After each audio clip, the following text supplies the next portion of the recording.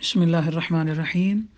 ये clip number 44 यानी 44 है और आज हम सूरह बकरा की आयत नंबर 97, 98 और 99 यानी 99 जो है वो उनका तर्जुमा और तफसीर जानेंगे। अल्लाह रब्बुल आलमीन ने इरशाद फरमाया, कुल मन कान अदुव्वन लिजिब्रील फ़इन्नहु नज़्ज़लहु अला क़ल्बिका बिइज़्निल्लाह बिइज़्निल्लाहि मुसद्दिक़न लिमा बैन यदैहि व हुदन व बुशरा लिलमुमिनीन। तर्जुमा है, कुल ए नबी अलैहिस्सलातु वस्सलाम आप उनसे फरमा दीजिए, मन कान अदुव्वन लिजिब्रीला, भला वो कौन है जो जिब्राईल अमीन का दुश्मन है। फ़इन्नहु नज़्ज़लहु अला क़ल्बिका बिइज़्निल्लाह, जिब्राईल तो वो है जिसकी विसातत से, जिसकी वजह से नाजिल हुआ कुरान आप सल्लल्लाहु अलैहि वसल्लम के क़ल्ब अतहर पर।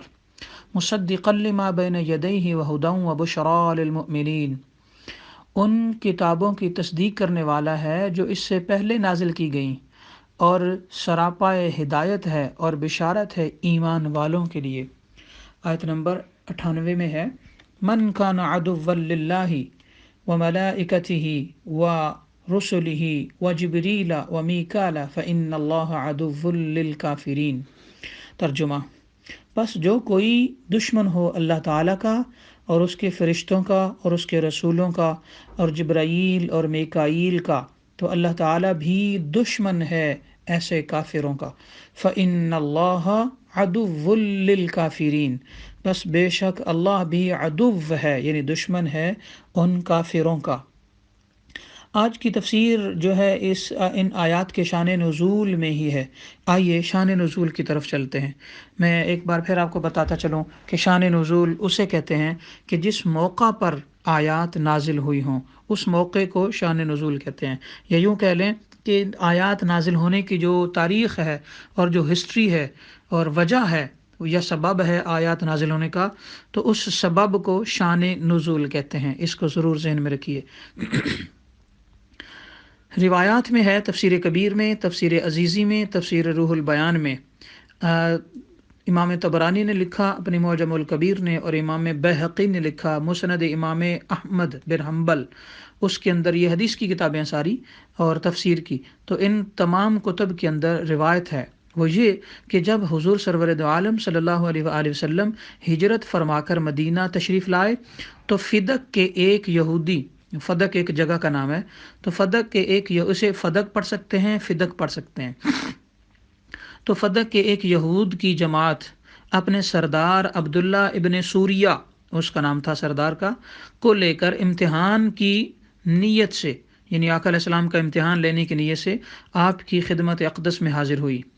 अब्दुल्ला इब्न सूरिया बोला कि हमारी किताबों में नबी आखिरुज़्ज़मान सल्लल्लाहु अलैहि वसल्लम की चंद अलामतें लिखी हैं, हम चाहते हैं कि वो अलामात देखें, अगर आपके अंदर वो मौजूद हैं तो हम ईमान ले आएंगे और अगर ना हुई तो फिर हम आपका इनकार कर देंगे।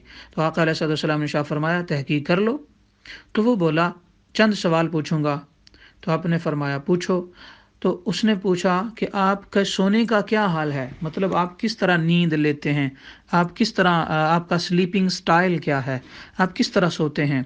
तो आका अलैहिस्सलाम ने शाह फरमाया, हमारी आंखें सोती हैं और दिल बेदार रहता है। वो बोला, आपने सच कहा, यानी ये हदीस पाक में बुखारी शरीफ में ये रिवायत भी मौजूद है। तो आपने फरमाया, मेरी आंखें जागती हैं और मेरी आंखें सोती हैं और मेरा दिल बेदार रहता है। उसने कहा, सच है, आखिरी नबी की ये अलामत है। फिर बोला, चंद बातें जो है ना वो मैं दरियाफ्त करना चाहता हूँ और वजाहतें चाहता हूँ जिनको नबी सल्लल्लाहु अलैहि वसल्लम के सिवा कोई नहीं जानता। तो फरमाया, पूछो। पूछा, क्या वजह है कि बच्चा कभी माँ के हम शक्ल होता है और कभी बाप के हम शक्ल होता है, इसकी क्या वजह है। फरमाया कि बच्चा माँ और बाप दोनों के पानी से बनता है, मगर उनमें से जिसका पानी ऊपर रहे या जिसका पानी जल्दी यूट्रस यानी रहम के अंदर दाखिल हो जाए या जिसका पानी ज़्यादा और गालिब हो जाए तो बच्चा उसी की शक्ल पर पैदा होता है। वो बोला, बिल्कुल आपने ठीक कहा। اگلا سوال اس نے کیا، اچھا بتائیے کہ بچے کا کون سا پارٹ آف باڈی یعنی کون سا عضو باپ کے پانی سے پیدا ہوتا ہے؟ تو آپ نے فرمایا، آقا علیہ السلام نے فرمایا، ہڈی اور پٹھے باپ کے پانی سے پیدا ہوتے ہیں، اور گوشت اور خون اور بال اور ناخن یہ ماں کے پانی سے پیدا ہوتا ہے۔ وہ بولا، بالکل آپ نے سچ فرمایا۔ اگلا سوال پوچھا، بتائیے کہ جنتیوں کو جنت میں پہلے کون سی غذا دی جائے گی؟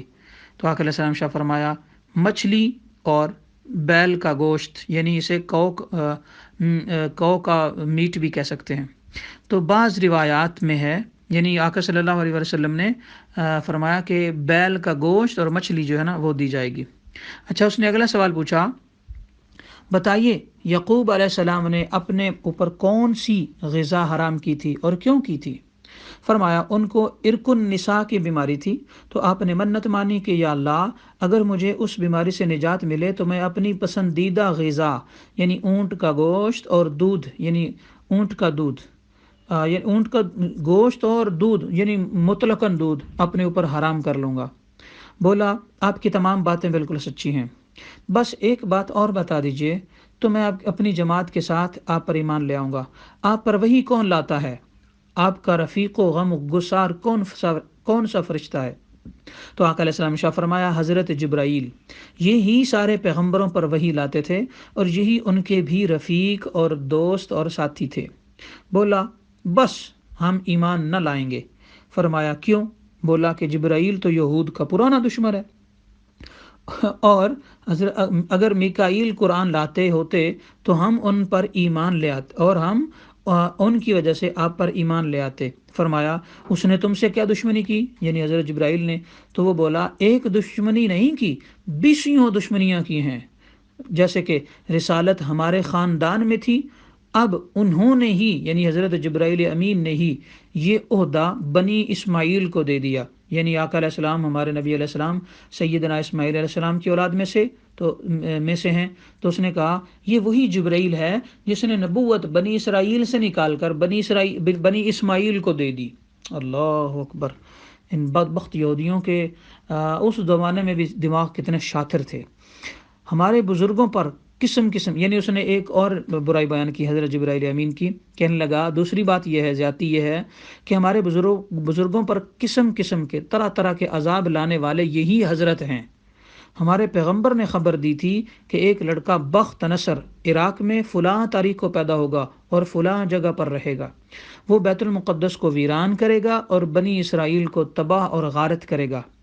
ہمارے بزرگوں نے چند قاتل وہاں بھیجے تاکہ اسے کسی ترکیب سے قتل کر دیں۔ انہوں نے اس بچے پر قابو بھی پا لیا، یعنی جو ہمارے بزرگوں نے یوں کہہ لیں کہ بنی اسرائیل بولے کہ بچے پر قابو بھی پا لیا تھا، مگر انہی جبرائیل نے اسے بچایا جس پر اسی بخت نصر نے ہماری قوم کو ہلاک کر ڈالا۔ بتائیے، ان سے بڑھ کر ہمارا کوئی دشمن ہو سکتا ہے؟ تو جب انہوں نے اس طرح کی ساری باتیں کیں تو پھر یہ آیت مبارکہ نازل ہوئی۔ اس آیت مبارکہ کا ایک اور بھی شان نزول ہے، وہ حضرت سیدنا عمر بن خطاب رضی اللہ تعالیٰ عنہ سے متعلق ہے۔ وہ بھی اسی طرح کی باتیں ہیں۔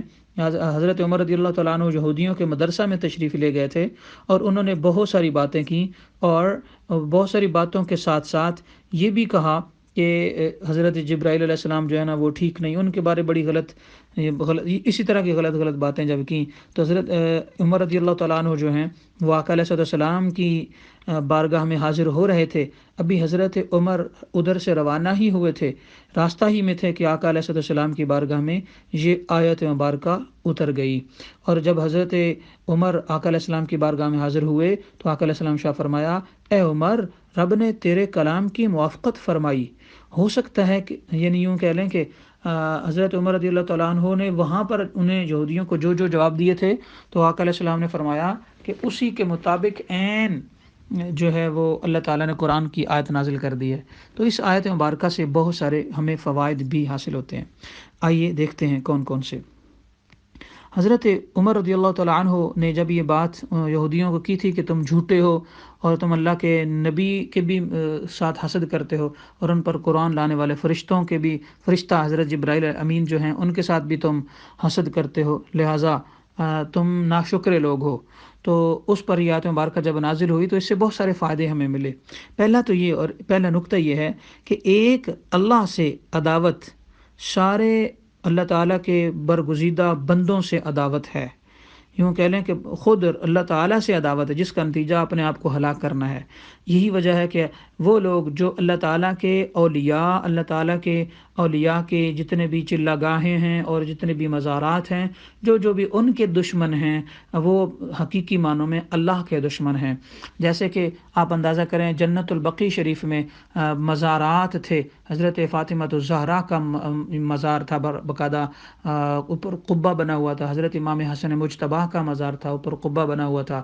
اسی طرح سعودی حکومت نے ایسے بہت سارے صحابہ کرام کے مزارات کو نعوذ باللہ بلڈوزر چلا کر انہیں زمین دوز کر کے اوپر پارکنگ بنا دی ہوئی ہے، وہ انہوں نے دشمنی کی ہے۔ اسی طرح حضور سرور دو عالم صلی اللہ علیہ وآلہ وسلم کی والدہ محترمہ رحمۃ اللہ علیہا و سلام اللہ علیہ سیدہ آمینہ جو ہیں، ان کے مزار مبارک کی بھی انتہائی بے حرمتی انہوں نے کی ہوئی ہے۔ تو یہ یہودیوں کی طرح ہی انہوں نے بھی یہ کیا ہے مسلمان ہونے کے باوجود۔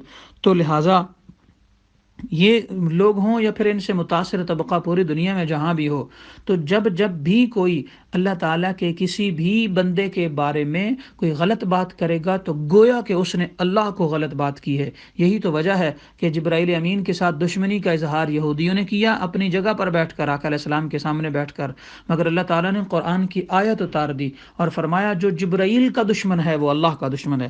لہٰذا آج بھی ہمیں اللہ کے ولیوں کے خلاف، اللہ کے پیارے بندوں کے خلاف باتیں کرنے سے شرم آنی چاہیے، ہمیں باز رہنا چاہیے، ہمیں زبان دراز نہیں کرنی چاہیے، کیونکہ جس طرح جبرائیل امین اللہ کے پیارے بندے ہیں، اسی طرح اولیاء اللہ بھی اللہ کے پیارے بندے ہیں۔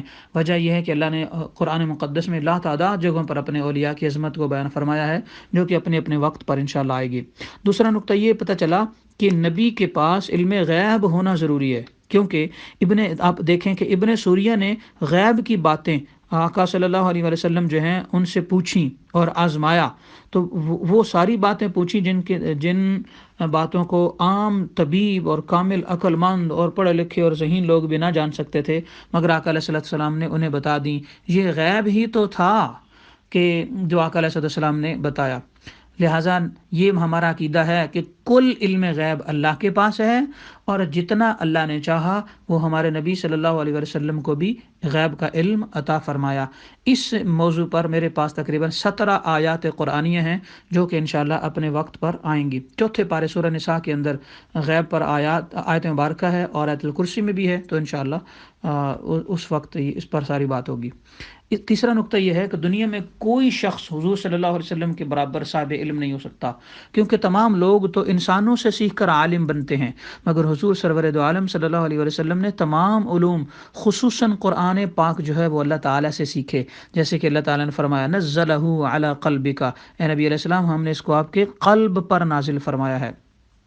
ایک اور اس بات سے پتہ چلا کہ علماء کاملین یعنی کامل اور جید اور اوتھینٹک علماء جو ہیں صرف انہی کے لیے جائز ہے کہ مناظرے کے لیے عیسائیوں کے یا پھر یہودیوں کے مندروں میں یا گرجوں میں یا یہودیوں کے کنیسوں میں جائیں، مگر اسلام کی حقانیت ثابت جب تک ہم پر ثابت نہ ہو جائے تو ہمارے لیے یہ جائز نہیں ہے کہ کفار کی کتابوں کا مطالعہ کریں یا پھر ان سے بحث کریں یا ان کی گفتگو کریں، یا ان جیسی باتیں بیان کرنے والے جو لوگ ہیں ان کی سی ڈسکشن جو ہے وہ ہم سن کر خود ہی اپنے ایمانوں کو خراب کریں، تو ایسا کرنا ہمارے لیے حرام ہے۔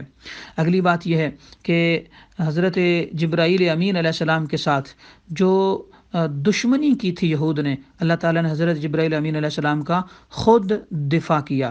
طبرانی نے ایک روایت نقل کی ہے اور وہ یہ نقل کی ہے کہ فرشتوں میں افضل حضرت جبرائیل ہیں اور پیغمبروں میں افضل حضرت آدم ہیں، دنوں میں افضل جمعہ ہے اور مہینوں میں افضل ماہ رمضان ہے، راتوں میں افضل شب قدر ہے، اور عورتوں میں افضل حضرت سیدہ مریم ہیں، اور پیغمبروں میں افضل حضرت آدم علیہ السلام ہیں، اس لیے ہیں کہ وہ تمام پیغمبروں کی اصل ہیں، یعنی حضرت آدم علیہ السلام جد الانبیاء ہیں، تو اس لیے وہ افضل ہیں۔ ہاں، آقا علیہ السلام بھی تمام پیغمبروں سے اس انداز میں افضل ہیں کہ اللہ تعالیٰ نے بنیاد حضرت آدم علیہ السلام کو بنایا، مگر امام مسجد اقصیٰ میں تمام نبیوں کو بنایا، تمام نبیوں کے سردار ہمارے نبی علیہ السلام کو بنایا۔ تو اس لیے تمام نبیوں میں آقا علیہ السلام اس لیے افضل ہیں کہ آقا علیہ السلام امام الانبیاء ہیں۔ اسے آخری بات بتا کے اجازت چاہتا ہوں، اور وہ یہ ہے کہ آج کل بہت سارے ایسے لوگ جو خود کو شیعہ کہتے ہیں، جو خود کو فقہ جعفریہ کے ماننے والے کہتے ہیں، جبکہ فقہ جعفریہ والے عقیدہ وہ نہیں رکھتے، تو وہ یہ کہتے ہیں کہ نبوت جو ہے وہ حضرت علی کو ملنا تھی، مگر یعنی ان کا ایک نصیری فرقہ وہ کہتا ہے نبوت حضرت علی کو ملنے تھی، مگر حضرت جبرائیل امین جو ہیں وہ بھول کر یا پھر جان بوجھ کر جو ہے وہ محمد صلی اللہ علیہ وسلم کو دے کر گئے، لہٰذا وہ حضرت جبرائیل سے بھی بغض رکھتے ہیں اور اس طرح کی روایت بھی بیان کرتے ہیں۔ در حقیقت اسلام کے اندر یہ روایت مسلمانوں کے عقیدے میں نہیں ہے، یہ یہودیوں کی روایت مسلمانوں کے اندر پھیلائی ہوئی ہے، لہٰذا جتنے بھی لوگ فقہ جعفریہ سے تعلق رکھتے ہیں یا شیعہ ہیں، میں نہیں مانتا کہ کوئی شیعہ اس طرح کا عقیدہ رکھتا ہوگا، مگر جو بھی اس طرح کا عقیدہ رکھے وہ اندر سے یہودی ہوگا، کیونکہ قرآن نے اسی چیز کو ہی تو بیان فرمایا ہے کہ جیسے یہودی کہتے تھے کہ نبوت بنی اسرائیل سے بنی اسماعیل میں جبرائیل خود لے کر آ گئے اور بھول کر لے کر آ گئے، اسی طرح اگر اپنے آپ کو کوئی محب اہل بیت کہنے والا یہ کہے کہ جبرائیل نے بھول کر نبوت علی کے بجائے حضرت محمد صلی اللہ علیہ وسلم کو دے دی، تو اور پھر ان سے بغض رکھنا اور اس طرح کی باتیں کرنا، یقیناً یہ یہودیوں ہی کی سازش ہے جو اسلام کے اندر داخل کی گئی ہے۔ ہمیں ایسی سازشوں اور ایسے غلط عقیدوں سے بچنا ضروری ہے۔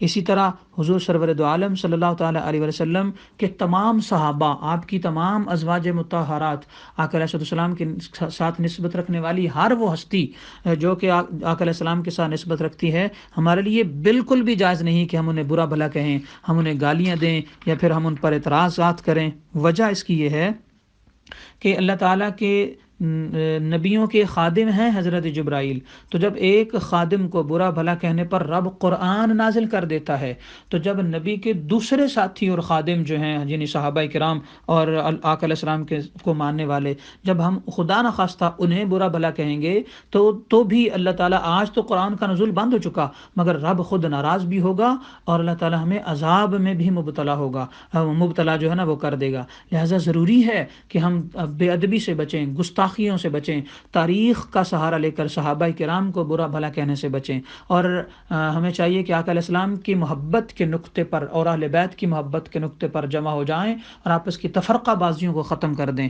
یہی درس قرآن ہے، یہی قرآن کا سبق ہے۔